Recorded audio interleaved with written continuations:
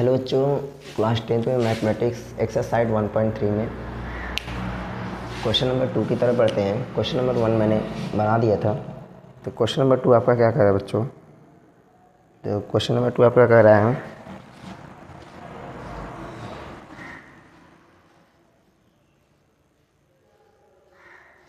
सिद्ध कीजिए कि 3 + 2 ^ 5 एक अपरिमेय संख्या है। तो कैसे प्रूफ करेंगे बच्चों? तो इसको सॉल्व करने से पहले हम सॉल्व यहाँ पे सॉल्यूशन लिख देंगे, ठीक है। तो मैंने बताया था कि इस टाइप के क्वेश्चन में क्या करते हैं, जो दिया रहता है अपरिमेय संख्या को सिद्ध करना है तो इसका ठीक अपोजिट मान लेते हैं। तो यहाँ पे लिखेंगे सॉल्यूशन में माना 3 + 2 ^ 5 एक परिमेय संख्या है, ठीक है। जब इसको मान लेंगे परिमेय संख्या तो इसे p/q ग्रुप में लिख सकते हैं, यानी 3 + 2 ^ 5 = p/q। ओके, ठीक है। अब आई होप इतना क्लियर हो गया होगा आपको। अब देखिए, अब इसको सॉल्व कैसे करेंगे? समीकरण सॉल्व करने तो आता ही आप लोग को। तो यहाँ पे 3 प्लस है, उस साइड आगे क्या होगा माइनस में, यानी कि 2 ^ 5 = हो जाएगा p/q -3, ठीक है। तो यहाँ से आपका रिजल्ट बन के आएगा 2 ^ 5 = इसके अपान में कुछ नहीं है 1, क्रॉस मल्टीप्लाई करा दीजिए तो p q का गुणा 3 में करेंगे 3q, फिर q का गुणा 1 में करेंगे q, ठीक है। अब देखिए बच्चों, यहाँ पे q क्या, आप यहाँ पे 2 का गुणा इधर जाके क्या होगा भाग, यानी कि कड़ी में 5 बराबर क्या हो जाएगा बच्चों, p - 3q/2q। और आपकी जानकारी के लिए बता दें कि इसको जो आप माने हैं कि परिमेय संख्या p और q, तो p और q है क्या? p और q पूर्णांक है। क्या है p और q? पूर्णांक। यहाँ पे आप लिख सकते हैं जहाँ p और q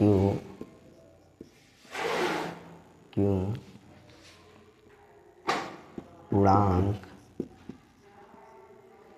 है तथा ये सहभाज्य संख्याओं का युग्म भी है, तथा यह सहअभाज्य संख्या भी है। तो बच्चों ध्यान में दीजिए, यहाँ p भी पूर्णांक है, q भी पूर्णांक है, और 3 और 2p क्या पूर्णांक है, तथा 3 और 2 भी पूर्णांक है। तो बच्चों ध्यान में दीजिए, अगर पूर्णांकों के बारे में नॉलेज आपको होगा तो किसी भी पूर्णांक में से किसी पूर्णांक को हटाएंगे तो पूर्णांक ही आएगा, और पूर्णांक से डिवाइड भी करेंगे तो भी पूर्णांक आएगा, यानी कुल मिला जुला के सिस्टम क्या बनेगा आपका, परिमेय संख्या ही आएगा। इसको जो सोल्यूशन आप करेंगे कोई ना कोई वैल्यू मान के करेंगे तो इसका जो आंसर आएगा क्या आएगा, एक परिमेय संख्या आएगा। इसको बना लीजिए। अतः समीकरण 1 को हल करने पर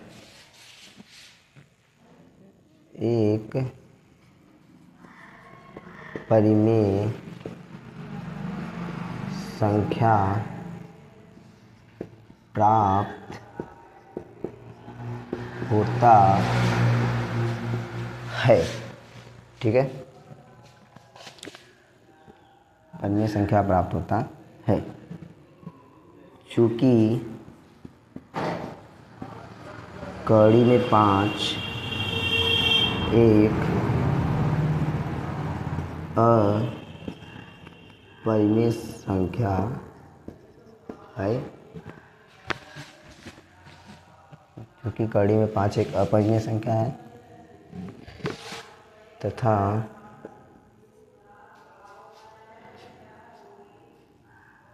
p-3q/2q एक परिमेय संख्या है। अब आपको पता है कि कभी भी परिमेय संख्या अपरिमेय संख्या के बराबर नहीं हो सकती। अरे हमने पिछले वीडियो में कड़ी 5 को सिद्ध किया था अपरिमेय संख्या है, और ये क्या है परिमेय संख्या। तब यहाँ पे आप लिख सकते हैं कि कड़ी में 5 p-q इज इक्वल 3-q/2q। ये क्या है अपरिमेय संख्या है, ये क्या है अपरिमेय संख्या है, और ये क्या है बच्चों आपका परिमेय संख्या। तो बताइए क्या कभी परिमेय संख्या अपरिमेय संख्या के बराबर हो सकती है, या अपरिमेय संख्या परिमेय संख्या के बराबर हो सकती है? कभी नहीं हो सकती, ठीक है, ये कभी हो ही नहीं सकती। तो इसीलिए 3 + 2 कड़ी में 5 एक क्या है अपरिमेय संख्या है।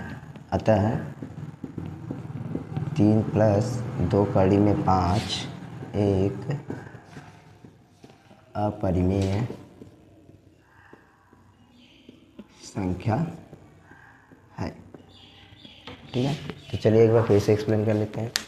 सिद्ध कीजिए कि 3 + 2 कड़ी में 5 एक अपरिमेय संख्या है। तो मैंने बताया था इस टाइप के क्वेश्चन को सॉल्व करने के लिए ठीक इसका अपोजिट मान लेंगे। माना 3 + 2 कड़ी में 5 एक क्या है परिमेय संख्या है। जब परिमेय संख्या है तो इसको p/q के रूप में लिख सकते हैं, जहाँ पर p और q क्या है पूर्णांक है, p और q क्या है पूर्णांक है, और q का मान 0 नहीं होना चाहिए, ठीक है। तो यहाँ पे 3 + उधर पक्षांतर करेंगे माइनस हो जाएगा, यानी कि 2 कड़ी में 5 इज इक्वल हो जाएगा p/q - 3। अब इसके अपान में कुछ नहीं है तो वहीं क्रॉस मल्टीप्लाई करा देंगे। तो यहाँ से आप लिख सकते हैं 2√5 इज इक्वल p - 3 अपान में q। अब यहाँ पे 2 का डिवाइड मल्टीप्लाई था तो इधर आके क्या हो गया डिवाइड, ठीक है। अब इसको जब सॉल्व किया तो कड़ी में 5 बराबर क्या हो गया p-3q/2q। अतः p और q क्या है पूर्णांक है और सहभाज्य संख्या का युग्म है, ठीक है। और 3 और 2 भी क्या है पूर्णांक है। अब आपको जानकारी के लिए हम बता दें किसी भी पूर्णांक में से किसी भी पूर्णांक को घटाएंगे तो एक पूर्णांक ही आएगा। फॉर एग्जांपल जैसे मैं कह दूँ हमारे पास एक पूर्णांक 5 है, हमारे पास दूसरा पूर्णांक क्या है 3, 5 में से 3 घटाएंगे 2, 2 क्या है पूर्णांक है। अगर मान लीजिए हमारे पास 7 है, एक पूर्णांक 10 है, 7 में से 10 घटाएंगे कितना है -3, तो ये भी क्या है एक पूर्णांक है। किसी भी पूर्णांक में पूर्णांक को घटाएंगे तो क्या आएगा एक पूर्णांक है, आएगा जरूर, ठीक है। अब पूर्णांक में पूर्णांक से भाग देंगे तो भी पूर्णांक है। फॉर एग्जांपल जैसे कहूँ मैं -10 में 2 से भाग देना चाहता हूँ तो कितना आएगा -5, -5 क्या है एक पूर्णांक है, ठीक है। तो इस तरीके से पूर्णांक में पूर्णांक से भाग देंगे तो पूर्णांक ही आपका आएगा। जब पूर्णांक आएगा तो भाई पूर्णांक बटे पूर्णांक जब हो जाएगा p/q के रूप में लिखा जाएगा तो अपरिमेय संख्या होगा। और ये हमने कल सिद्ध किया था कड़ी में 5 क्या है अपरिमेय संख्या। हालांकि अपरिमेय संख्या परिमेय संख्या कभी बराबर नहीं हो सकता है, इसलिए 3 + 2 कड़ी में 5 एक अपरिमेय संख्या है, ठीक है। स्क्रीनशॉट ले लीजिए वीडियो का। क्वेश्चन नंबर 3 की तरफ बढ़ते हैं।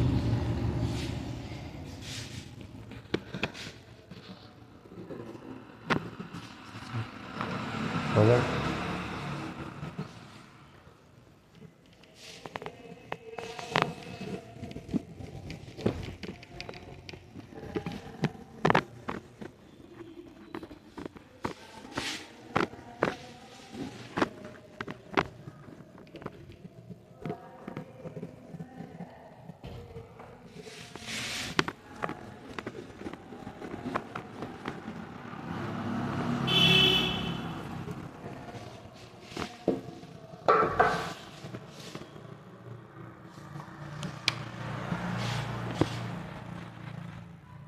चलिए क्वेश्चन नंबर 3 का फर्स्ट दिया है कि 1/कड़ी में 2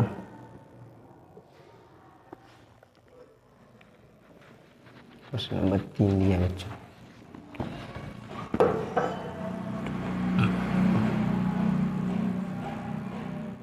सिद्ध कीजिए कि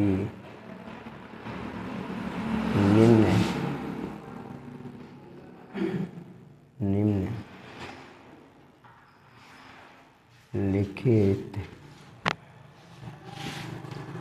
निम्नलिखित संख्याएं अपरिमेय है। यानी जो जो संख्याएं दी हैं उसको सिद्ध करना है कि अपरिमेय संख्या है। जैसे फर्स्ट क्वेश्चन आपका दिया बच्चों 1/2 एंड सेकेंड है ये आपका 7/5 एंड थर्ड आपका दिया बच्चों 6+2। ठीक है, तो चलिए धीरे धीरे स्टार्ट करते हैं, फर्स्ट क्वेश्चन की तरफ बढ़ते हैं। चलिए क्वेश्चन नंबर फर्स्ट को सॉल्व करते हैं। ठीक है, सॉल्व नंबर फर्स्ट। माना, देखिए अपरिमेय संख्या सिद्ध करना तो इसका ठीक अपोजिट मानेंगे। ठीक है, माना 1/2 एक परिमेय संख्या है। जब आप मान लेंगे यह परिमेय संख्या है तो इसे p/q के रूप में लिख सकते हैं। यानी 1/2 बराबर क्या हो जाएगा बच्चों, p/q। ठीक है, आई होप इतना क्लियर हो गया होगा आप। चलिए जब इतना क्लियर हो गया तो अब देखिए बच्चों हम क्या करते हैं, इसका सिंप्लीफाई करते हैं। भाई हमें ये इस कड़ी हटाना है तो क्या करेंगे, दोनों पक्षों का स्क्वायर करेंगे। जब स्क्वायर करेंगे तब ना कड़ी हटेगा। इसके पहले हमने वीडियो में बताया सब चीज़। तो चलिए दोनों पक्षों का वर्ग करने पर, ठीक है, तो दोनों पक्षों में जब वर्ग करेंगे तो बच्चों यहाँ पर हो जाएगा 1/2 का स्क्वायर इज इक्वल यहाँ पर हो जाएगा p²/q²। ठीक है, तो जब बच्चों इसका स्क्वायर करेंगे, 1 का स्क्वायर करेंगे तो 1 आएगा और इसका कड़ी में 2 का करेंगे तो 2 आएगा। इज इक्वल क्या हो जाएगा, p²/q²। ठीक है, तो चलिए बच्चों अब यहाँ से p² का वैल्यू कैसे निकालेंगे। यहाँ पे q² का डिवाइड इधर जाके क्रॉस मल्टीप्लाई करा दिए तो यहाँ पे q² इज इक्वल क्या हो जाएगा, p²। मीन्स कहने का मतलब क्या हुआ, p² इज इक्वल क्या हुआ, q²/2। ठीक है, अब हमने बताया कि कोई भी संख्या अगर यहाँ पे अब क्या करेंगे, हम मानेंगे कि यदि q² 2 से विभाजित है, q² 2 से विभाजित है तो q भी क्या होगा, 2 से विभाजित होगा। तो q भी 2 से विभाजित होगा। ठीक है, जब q² 2 से विभाजित है q भी 2 से विभाजित होगा। ठीक है, अब देखिए बच्चों आई होप इतना तो क्लियर होगा ना। हम तो इसका बताए थे, नॉर्मली आपको करने के लिए बताए ही थे। ठीक है, अब बच्चों देखिए यहाँ पे क्या करेंगे कि हम मान लेंगे क्या कि माना q/2 बराबर क्या मान लेंगे, c मान लेंगे। ठीक है, q/2 बराबर क्या मान लेंगे, c मान लेंगे। जब यहाँ से बच्चों q का वैल्यू निकालेंगे आप तो q इज इक्वल टू, इसको समीकरण बना लीजिएगा। ठीक है, हाँ, q इज इक्वल टू क्या हो जाएगा, 2c। ठीक है, q इज इक्वल टू क्या हो जाएगा, 2c। अब यही q का मान हम क्या करेंगे, समीकरण 1 में पुट कर देंगे। तो चलिए समीकरण 1 में q बराबर 2c रखने पर, ठीक है बच्चों, चलिए रखते हैं। तो समीकरण 1 क्या था आपका, p² बराबर क्या था, q²/2। ठीक है, अब यहाँ पे बच्चों p², अब यहाँ पे q की जगह क्या रखेंगे, 2c। तो 2c का होल स्क्वायर बटे क्या हो जाएगा, 2। यानी कि p² बराबर क्या हो जाएगा बच्चों, 2 दूनी 4, c² बटे क्या हो जाएगा, 2। 2 1 कम 2, 2 दूनी 4। ठीक है, यानी p² बराबर क्या आएगा बच्चों, 2c²। ठीक है, अब यहाँ से हम क्या करेंगे, c² का वैल्यू फाइंड कर लेंगे। जब आप c² का वैल्यू फाइंड करेंगे, यहाँ पे 2 का गुणा इधर आकर क्या होगा, भाग हो जाएगा बच्चों। यानी सीधा सीधा के c² इज इक्वल क्या है, p²/2। यानी आप लिख सकते हैं c² बराबर p²/2। आई होप इतना आपको क्लियर हो गया होगा बच्चों। ठीक है, अब देखिए अब आप क्या करेंगे, जिस तरीके से आपने इसको लिखा इस तरीके से ये भी तो हो सकता है कि यदि पी स्क्वायर 2 से विभाजित है तो पी भी क्या होगा, 2 से विभाजित होगा। ठीक है, अब यहाँ पे इससे क्या निष्कर्ष मिलता है, ठीक है, अतः पी स्क्वायर बाई 2 से यह निष्कर्ष निकलता है यदि पी स्क्वायर 2 से विभाजित है तो पी भी 2 से विभाजित होगा। होगा कि नहीं होगा बच्चों, जरूर होगा। ठीक है, अब देखिए यहाँ पे थोड़ा सा करते हैं। अब थोड़ा ध्यान से देखिए लॉजिक का चीज़, यहाँ p भी 2 से विभाजित है, q भी 2 से विभाजित है, यानी दोनों संख्याएं एक ही संख्या से विभाजित है। ये दोनों संख्याएं एक संख्या विभाजित तो वो संख्या क्या है, 2 है। अब मैंने बताया ऑलरेडी पहले ही कि p बाई क्यू के रूप में लिखेंगे, साथ ही सहभाज्य संख्या का युग्म होना चाहिए। सहभाज्य संख्या का मतलब उनका मसक केवल 1 होना चाहिए, लेकिन यहाँ पे इसका मसक कितना हो जा रहा है, 1 के अलावा क्या हो गया, 2 हो गया। तो इसी वजह से ये बच्चों सहभाज्य संख्या नहीं हुआ। जब सहभाज्य संख्या नहीं हुआ तो आपका जान लीजिए परिमेय संख्या नहीं हुआ। ठीक है, जब परिमेय संख्या नहीं होता अपरिमेय संख्या हुआ। ठीक है, अतः अब यहाँ पे लिखेंगे निष्कर्ष में, अतः पी व क्यू दोनों संख्या